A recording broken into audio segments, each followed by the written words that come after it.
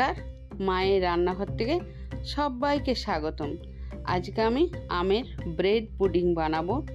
এই পুডিং কিভাবে তাড়াতাড়ি জমে তার জন্য আছে নতুন টিপস। স্কিপ করে গেলে জানতে পারবেন না। পুরো ভিডিওটা দেখার অনুরোধ রইল। তো চলুন শুরু করা যাক।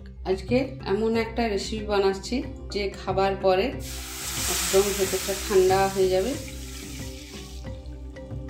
আমি এখানে 1 লিটার দুধ নিলাম।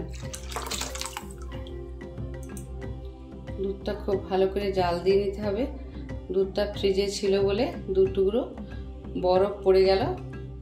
এখানে মিল্ক মেড দিচ্ছি, এটা হাফ দেবো। এবার খুব ভালো করে গ্যাস কমিয়ে এইভাবে সমানে নাড়তে হবে। এলাচের গুঁড়ো দিলাম, এই চামচের 4 চামচ চিনি দেবো। তবে মিষ্টিটা আমি একটু কম করে করব, আপনারা মিষ্টি যে যেমন খাবেন সেইভাবেই দেবেন। এখানে ঠান্ডা জল নিয়েছি আর 2 চামচ কাস্টার্ড পাউডার দেবো। এবার গুলে নেবো ভালো করে। এবার কাস্টার্ড পাউডারটা আমি গুলে দিলাম।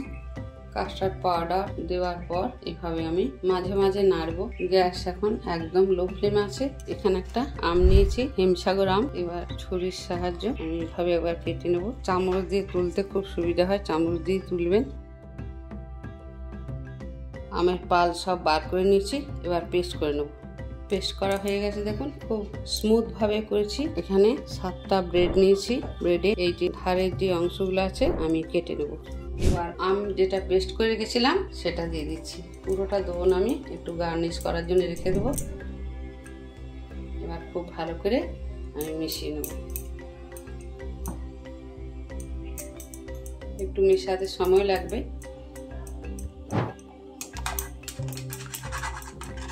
খুব ভালো করে মিশিয়ে নিতে হবে।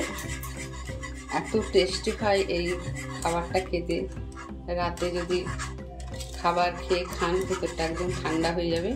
তবে এটা করার পর আমাকে ঠান্ডা করে আবার ফ্রিজে রাখতে হবে 2 থেকে 3 ঘন্টা, তবে খেতে আরও টেস্টটা বেড়ে যাবে। নতুন কোনো বন্ধু হয়ে থাকলে প্লিজ চ্যানেলটা সাবস্ক্রাইব করার অনুরোধ রইল। তো 1-2 আম এইভাবে থাকলেও কোনো অসুবিধা নেই। আমার হয়ে গেছে। এবার এখানে একটা কাঁচের বোল নিয়ে নিলাম। এবার যেটা আমি রেডি করেছিলাম আম, কাস্টার্ড পাউডার, দুধ দিয়ে, মিল্ক মেড দিয়ে, সেটা প্রথমে ঢেলে দিলাম। এবার ব্রেডগুলো দিয়ে দিচ্ছি।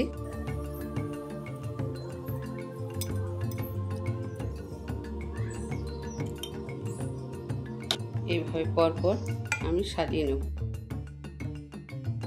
হয়ে গেছে। এবার আমি ফ্রিজে রেখে দেবো। তবে আমি যে দুধ দিয়ে এইটা ক্রিমিটা করেছিলাম সেটা আপনার ঠান্ডা করে এতে ঢালতে হবে। ঠান্ডা হয়ে গেছে, ঠান্ডা করেই ঢাললাম। এবার আমি ফ্রিজে নর্মাল ফ্রিজে রেখে দেবো। 2 ঘন্টা পর আমি আবার ফিরে আসছি। 2 ঘন্টা পর ফ্রিজ থেকে বার করলাম। এবার আমের পালটা দিয়ে দিচ্ছি উপরে, দেখতে সুন্দর লাগবে।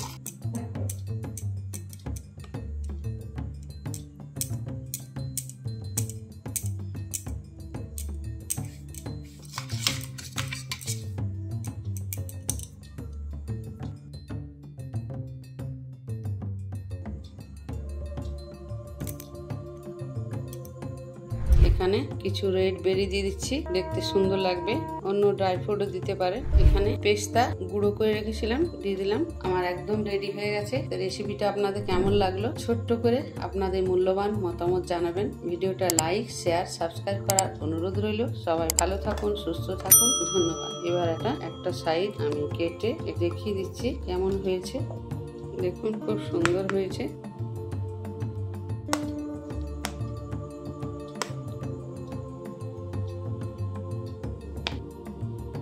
এভাবে বাড়িতে বানিয়ে খাবেন, ভেতরটাও খুব ঠান্ডা হবে। তবে খাবার পরে খেলে বেশি তৃপ্তি পাওয়া যায়। ধন্যবাদ।